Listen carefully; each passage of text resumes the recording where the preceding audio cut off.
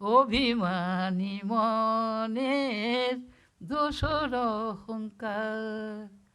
চিত্ত তার স্মৃতি ভাণ্ডার, বুদ্ধি কর্ণধার। অভিমানী মনের দোসর অহংকার।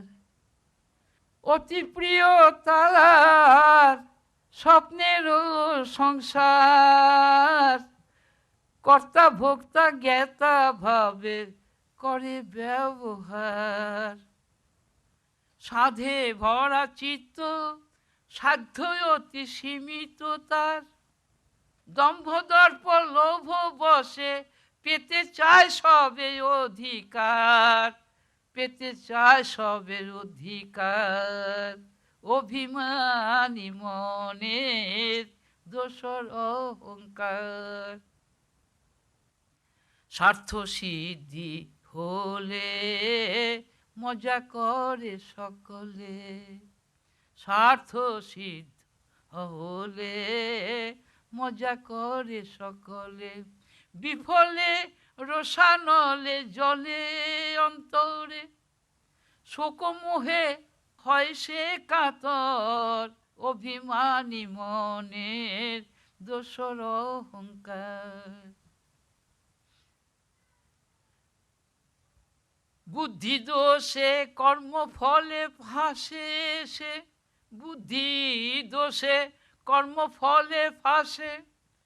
জন্ম মৃত্যুর চক্রে ঘোরে বারংবার, জন্ম মৃত্যুর চক্রে ঘোরে বারংবার। অভিমানী মনের দোসর অহংকার।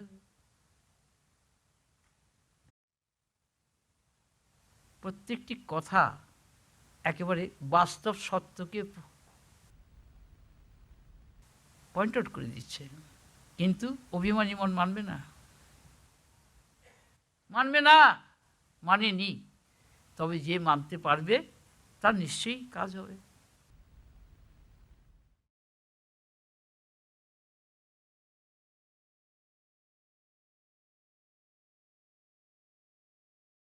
আমি আমার সম্পূর্ণ অনুভবসিদ্ধ কথাগুলো তোমাদের সামনে রাখছি, অনুমান নয়। এই অরিজিনাল জিনিসটা আবিষ্কার সবার ভিতরেই সবাই করতে পারে, যাতে তার জন্যই আমি কথাগুলো বলছি। তুমি নিজেকেই নিজে জানবে, আর কাউকে জানবে না। তুমি নিজে খুঁজে পাবে কাকে? সর্বসম্প্রাপ্তি স্বরূপ হচ্ছে তোমার স্বরূপ। সম্প্রাপ্তি হইয়াছে, self is already attend. It is not to be attained. It will never come from outside or elsewhere. It is always with you, but you are not conscious of it. Why? Because of your own fault. ওই যে অহংকার অভিমান ব্যবহার করছো, সসীম করে ব্যবহার করছো, ইন্দ্রিয় দিয়ে ব্যবহার করছো, তার জন্যই। কিন্তু ইন্দ্রিয়াতীতকে ইন্দ্রিয় দিয়ে ধরা যায় না।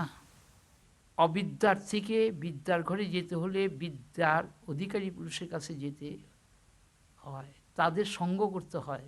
অবিদ্যার অধিকারীদের সঙ্গ ছাড়তে হয়, তা তো কেউ ছাড়েনি।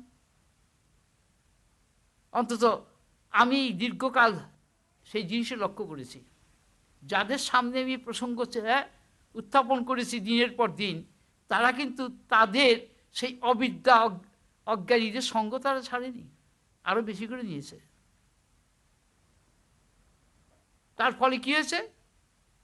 বয়স বেড়ে গেছে, সামর্থ্য কমে গেছে, এখন আর কোনো দিকে উপায় নেই। এটা তো হওয়ার কথা ছিল না।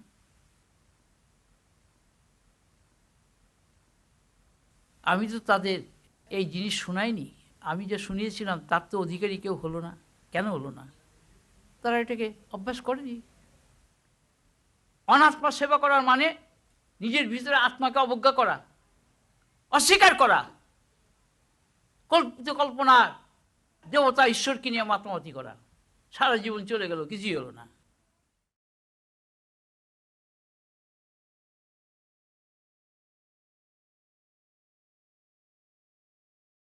ছবির আগুন দিয়ে ভাত রান্না করা যায় না, স্বপ্নের ঐশ্বর্য দিয়ে বাড়িঘর তৈরি হয় না, এবং স্বাদের মানুষকে দিয়ে আত্মজ্ঞান লাভ হয় না। কথাগুলো মনে রেখো। আমি হচ্ছি সেই ফর্মুলা এবং সেই প্রিন্সিপল যেটা তোমাদের সামনে বারবার আমি উল্লেখ করছি। I have discovered that reality which, when added with something, remains the same, when deducted from something, remains the same, when multiplied by something, remains the same, when divided by something, remains the same. সে একমাত্র আমি। আর এমন কোনো বস্তু নাই। কতটুকু বিদ্যা বুদ্ধি নিয়ে মানুষ চলাফেরা করে আর ফুটুনি করে। এই ফুটুনি যতদিন আসে ততদিন তার দুর্ভোগও আছে। এই দুর্ভোগ শেষ করতে গেলে ফুটুনি ছাড়তে হবে, অভিমান অহংকারকে ছাড়তে হবে। আমি দেহ নই, দেহ আমার নয়, ওটা প্রকৃতির, আমি আলাদা। নিজেকে সব কিছুর থেকে পৃথক ভাবতে হবে প্রথম, এই অবিদ্যার ঘরের থেকে বিদ্যার ঘরে যেতে গেলে।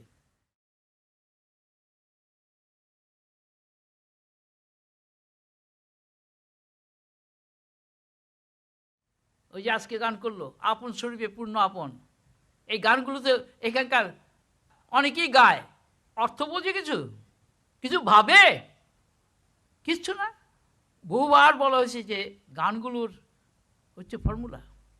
এই গানগুলোকে তোমরা অর্ডিনারি গান মনে করো না, এটা গিয়ে নাম কিনা যায় কিনা, সবাই চিনবে জানবে আমি গাইতে পারি, এই হচ্ছে ভাব অন্তরের না। আমার সমস্ত মন অন্তরের মল বিধৌত হয়ে যাবে এই গানের দ্বারা। আমি তো সেইভাবে অভ্যাস করছি না।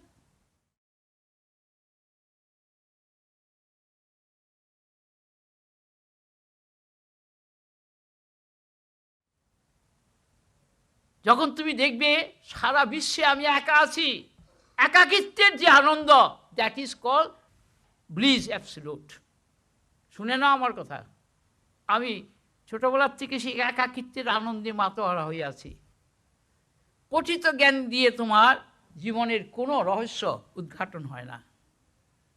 বড় বড় সমস্ত জ্ঞানী পণ্ডিত বাড়িতে যখন কোনো বিপদ হয়েছে আপসেট, একেবারে টোটালি আপসেট।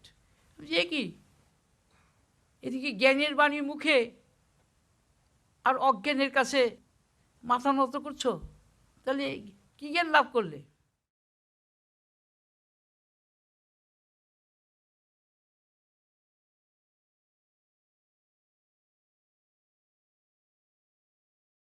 জ্ঞানী যারা তারা গত অসুন অগত অসুন, অর্থাৎ কেউ জন্মালো, কেউ কারো মৃত্যু হলো, তারা অনুশোচনা করে না। জ্ঞানীর দুই বোধ নাই। সেই জ্ঞানের অধিকারী কী করে হওয়া যায়? এই আপন বোধ দিয়ে, অর্থাৎ এক আমি সত্য আর সব আভাস। আভাস কখনো সত্য হয় না। আভাস মানে নিজের প্রতিবিম্ব, ছায়া। কাজেই ছায়াটাকে যদি আমি আপন বলি তাহলে তো আর কেউ কোনো প্রশ্নই উঠে না। এক অহম সর্বম ইতি সব মহাত্মা সুদূর্লভম। এক আমি সব হয়েছি। এই মহাত্মা কয়টা পাবে খুঁজে? গুরু তো আছে লক্ষ লক্ষ কোটি কোটি। পারবে কোনো গুরু এই কথা বলতে? এক আমি সব, আমি উৎকৃষ্ট, আমি নিকৃষ্ট, আমি সত্য, আমি মিথ্যা, আমি মৃত্যু, আমি অমৃত, আমি অজ্ঞান, আমি জ্ঞান, আমি ধর্ম, আমি অধর্ম, আমি পাপ, আমি পুণ্য। পারবে? কারণ সবই সেই আমিরই পরিচয়। একজনও আজ পর্যন্ত তার অধিকারী হতে চেষ্টা করেনি। শুনেছে অনেক, চেষ্টাই করেনি। সাধু সন্ত শুনেছে, ব্রহ্মচারীও শুনেছে, সাধকরা শুনেছে, পাশ কাটিয়ে বেরিয়ে গেছে। তারা অন্য জিনিস অভ্যাস করছে।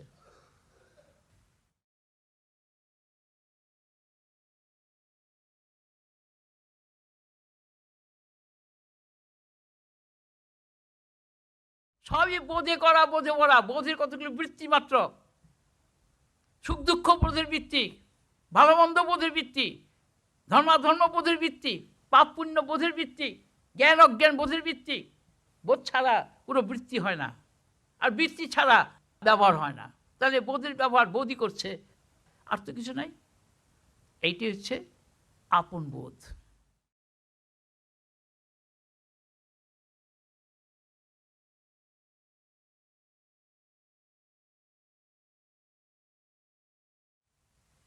রেমেডি একমাত্র উপায় হচ্ছে নিজের কর্মফল নিজেকে ভোগ করা।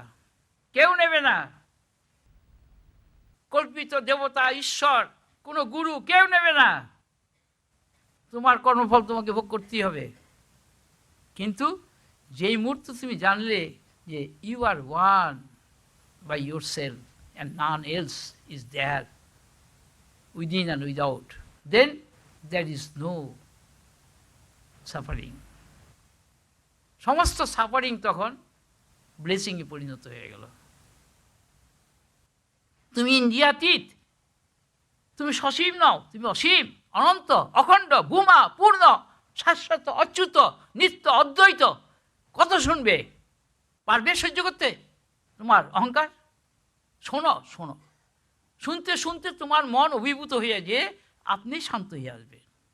কেননা এই কথার প্রতিবাদ করার ক্ষমতা আমাদের কোনো ইন্ডিয়ান নাই। পুঁথি পুস্তকের সংবাদ সংগ্রহ করে মনে করি বিদ্যা, সেগুলো বিদ্যা নয়। That cannot save us from our calamity, from our danger, from our suffering. কিন্তু শুদ্ধ বোধ তোমাকে সাফারিংয়ে থাকতে দেবে না। বলে all these are false, there is no suffering at all in the absolute eye. অখণ্ড ভূমা আমির মধ্যে কোনো সাফারিং নাই। বিগলিত করুণা রূপিণী গঙ্গে। গঙ্গা হচ্ছে বিগলিত করুণা। কোন গঙ্গার কথা বলেছেন? জ্ঞান গঙ্গা। জ্ঞান বিগলিত হয়ে ছড়িয়ে পড়ছে সর্বত্র, রূপে, নামে, ভাবে, বোধে, গ্রহ, নক্ষত্র, চন্দ্র, সূর্যে, প্রকৃতি সর্বস্তরে, সর্বজীবের মধ্যে সেই বোধ নিজেকে প্রকাশ করে দিয়ে যাচ্ছে। এই বিগলিত করুণা কি অপূর্ব!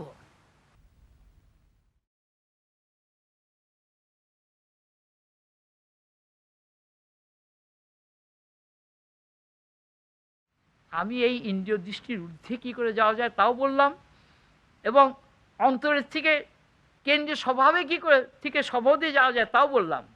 সবদের গড়ে তুমি পাবে সব আপন করে। আমি সেই জন্যেই আপন করে ভেবো সবরে, অর্থাৎ নিজেকে দিয়ে সব কিছুকে দেখো। অন্যের কথায় নয়, অন্যের ভাবে নয়, অন্যের ভাষায় নয়, নিজের ভাষায়, নিজের বোধে শুধু নিজেকেই পাবে, আর কাউকে পাবে না। আমি ঈশ্বর আত্মাকে অভিন্ন বলেছি, আবার ভিন্ন বলেছি, দুই অর্থে। অভিন্ন হচ্ছে আত্মার দিকে, কারণ ঈশ্বরের আত্মা আছে, আত্মারও আত্মা আছে। কিন্তু ঈশ্বরের জগৎ সৃষ্টি আছে, আত্মার কোনো জগৎ সৃষ্টি নাই। There is the difference. আত্মা সৃষ্টিকে স্বীকার করে না। সৃষ্টিকে স্বীকার করলে পরে আত্মবোধ আসবে না, কারণ সৃষ্টি বৈচিত্র্যময়, আত্মা ওয়ান। দেখো, কথায় কথায় আমি অনেক কথাই তোমাদের সামনে রাখি, কিন্তু সেই কথার থেকে আসলটুককে সংগ্রহ করতে যদি না পারো, তাহলে তো এই কথা শোনার কোনো তাৎপর্য নেই। ঘটনা ছাড়া চেতনা জাগে না। ঘটনা ছাড়া চেতনা জাগে না। ঘটনা ঘটতে হবে। কাদের জন্যে? যারা এই দ্বৈতবোধে আছে, তাদের অদ্বৈতবোধে যেতে গেলে কিছু বিরুদ্ধ অবস্থার সঙ্গে মোকাবিলা করতে হবে, করে সেগুলোকে আপন করে নিতে হবে আপন বোধ দিয়ে। অখণ্ডকে বলা হয়েছে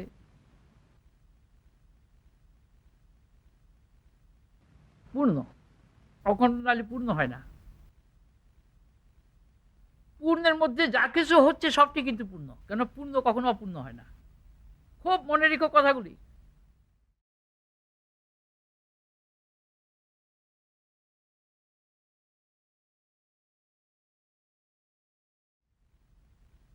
পূর্ণের পরিবেশন পূর্ণকে দিয়েই করতে হয়, অপূর্ণ দিয়ে হয় না। তুমি যদি পূর্ণকে ভালোবাসো, পূর্ণকে দিয়েই পুণ্যের ব্যবহার করতে হবে তোমাকে। অপূর্ণকে দিয়ে পুণ্যের ব্যবহার হয় না। জ্ঞানের ব্যবহার জ্ঞান দিয়ে করতে হবে, অজ্ঞান দিয়ে হয় না। আমির ব্যবহার আমিকে দিয়ে করতে হবে, আমার দিয়ে হবে না। রিমেম্বার মাই ওয়ার্ডস।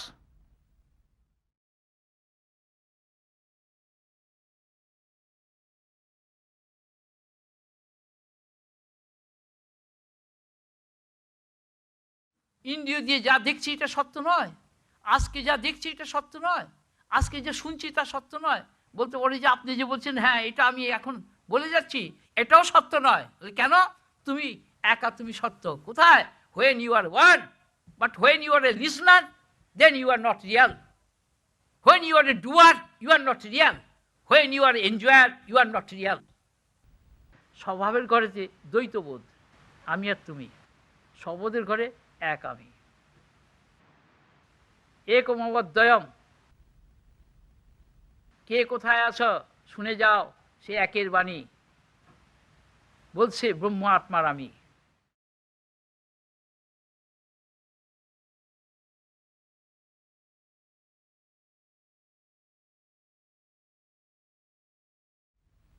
এই সায়েন্স এর আগে কেউ দেয়নি, আনফোল্ড করেনি। ইয়েস, আমি কনসাস। আমি যুগে যুগে যে কিভাবে এসেছি সেটা আমি জানি, কার মধ্যে দিয়ে আমি কিভাবে কাজ করেছি। আজকে বললে কেউ মানবে না। And that eternal one who is the reality manifested in different ages for the well-being of public, or the well-being of humanity as a whole. সমগ্র মানব জাতিকে উদ্বুদ্ধ করার জন্য যা দরকার সে একমাত্র দিস আই, এই অখণ্ড আমি দিতে পারে, আর কেউ পারে না।